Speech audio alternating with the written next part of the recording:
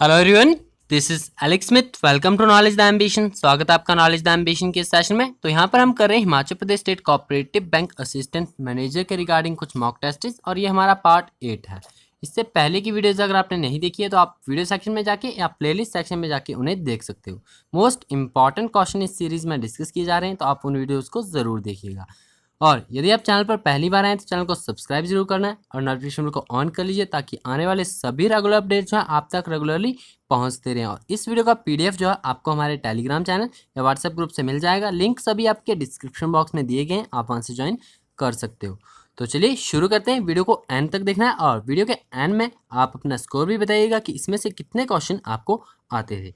तो स्टार्ट करते हैं।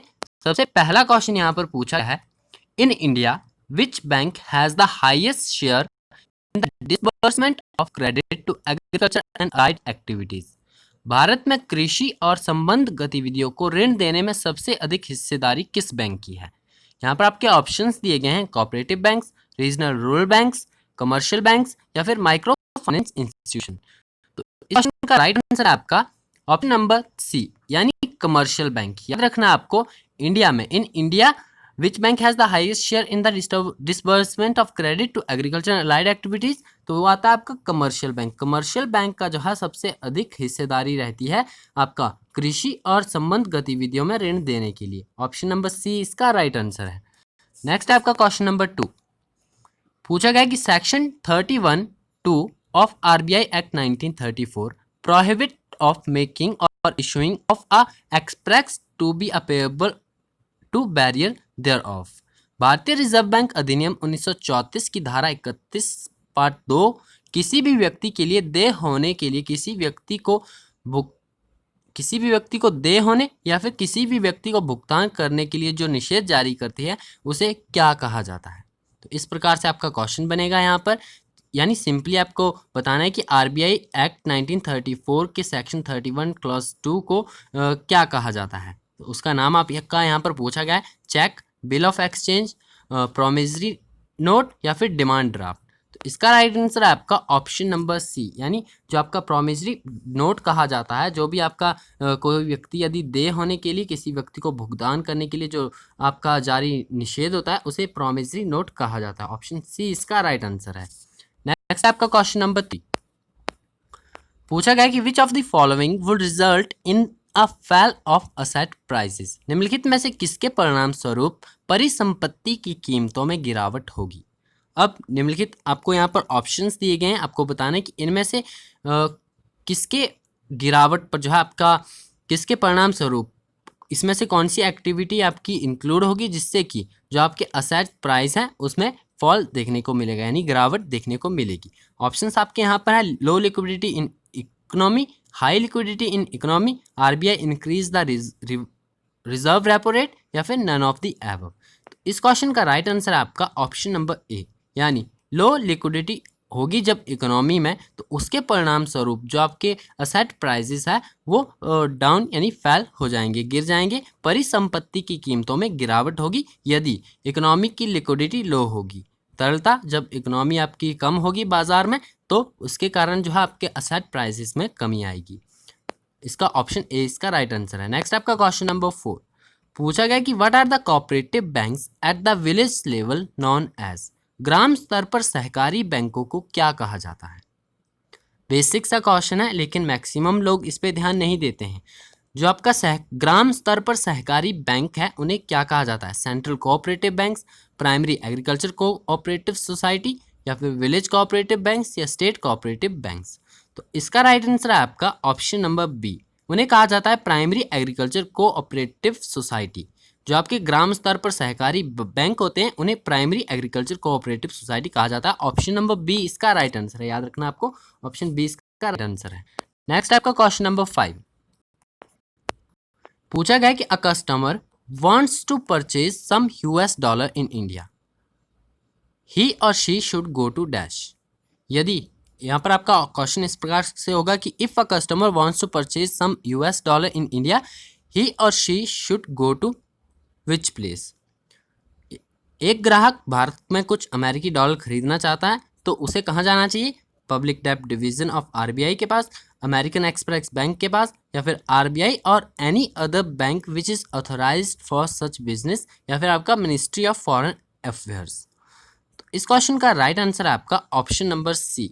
याद रखना है आपको, यदि कोई व्यक्ति कोई भी ग्राहक भारत में कुछ अमेरिकी डॉलर खरीदना चाहता है तो उसे कहाँ पर जाना चाहिए?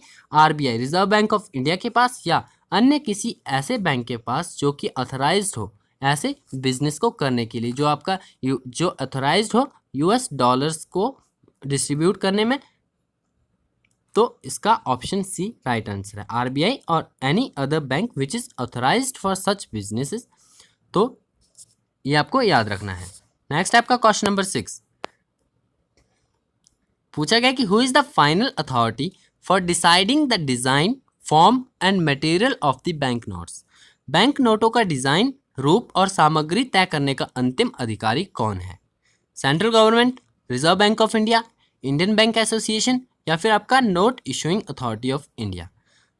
तो इसका राइट आंसर है आपका ऑप्शन नंबर ए। याद रखना आपको, सेंट्रल गवर्नमेंट के पास जो है इसका अधिकार है, अंतिम अधिकारी जो है बैंक नोटों का डिज़ाइन, रूप, सामग्री, डिज़ाइन, फॉर्म एंड मटेरियल जो है बैंक नोट्स का, उसकी फाइनल जो आपकी अथॉरिटी है, फाइनल जो आपका अधिकार है, राइट है, वो सेंट्रल गवर्नमेंट के पास है। ऑप्शन ए इसका राइट आंसर है। आपको याद रखना ऑप्शन ए, सेंट्रल गवर्नमेंट इसका राइट आंसर है।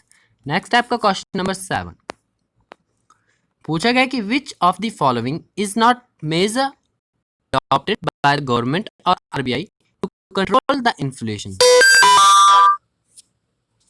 मुद्रास्फीति को नियंत्रित करने के लिए सरकार या रिजर्व बैंक ऑफ इंडिया द्वारा अपनाए गए उपायों में से कौन सा उपाय नहीं है? यहाँ पर आपको उपाय बताए गए हैं कि इनमें से कौन सा जो है वो मुद्रास्फीति को नियंत्रित करने का उपाय नहीं है जो कि सरकार या आरबीआई द्वारा अपनाया गया है। Monetary policy, physical policy, public distribution system या फाइनेंशियल इंक्लूजन। तो यहाँ पर आपके ऑप्शन 3 आप देख सकते हो, ये आपके न्यूज़ में रहते हैं, मॉनेटरी पॉलिसी, फिजिकल पॉलिसी और पीडीएस, पब्लिक डिस्ट्रीब्यूशन सिस्टम। और ऑप्शन नंबर 4 है, ये आपका एक ऐसा जो मेजर है जो कि अडॉप्ट नहीं किया गया है सरकार और आरबीआई के द्वारा to control the inflation. Option D इसका राइट आंसर है, फाइनेंशियल इंक्लूजन को अडॉप्ट नहीं किया गया है सरकार द्वारा, गवर्नमेंट ऑफ इंडिया के द्वारा या रिजर्व बैंक ऑफ इंडिया के द्वारा। तो आपको याद रखना ऑप्शन डी इसका राइट आंसर है। नेक्स्ट आपका क्वेश्चन नंबर 8 पूछा गया कि what is the letter L denotes in the LAF as referred every now and then in relation monetary policy of RBI. अब यहाँ पर LAF में एल डिनोट क्या करता है वो आपको बताना है। तो यहाँ पर जो LAF रेफर किया गया है every now and then in relation monetary policy of RBI, तो LAF यहाँ पर बनता है लिक्विडिटी एडजस्टमेंट फैसिलिटी। और ये आपका लिक्विडिटी एडजस्टमेंट फैसिलिटी है क्या? Liquidity adjustment facility is a monetary policy which allows banks borrow money through repurchase agreements.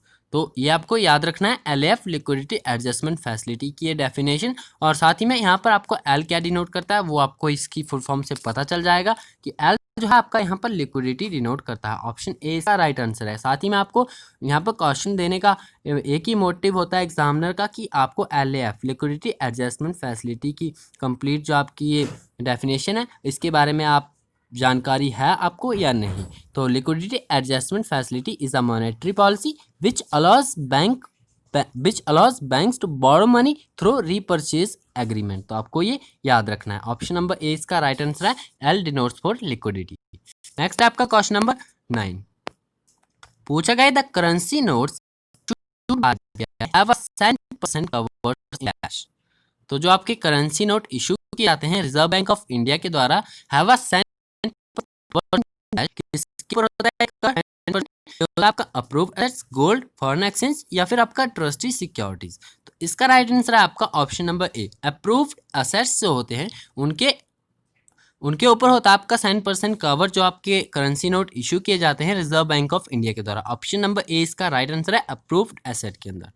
Next आपका क्वेश्चन नंबर 10 पूछा गया है the Indian rupee is dash, token coin, standard token coin, standard coin या फिर आपका gold coin. तो option number 4 इसका आपका यहाँ पर एलिमिनेट हो जाता है, गोल्ड कॉइन नहीं होता है इंडियन रुपी। यहाँ पर आपको इंडियन रुपी की सिंपल डेफिनेशन पूछी गई कि इंडियन रुपी क्या है, एक टोकन कॉइन है, स्टैंडर्ड टोकन कॉइन है, स्टैंडर्ड कॉइन है, या फिर आपका गोल्ड कॉइन है।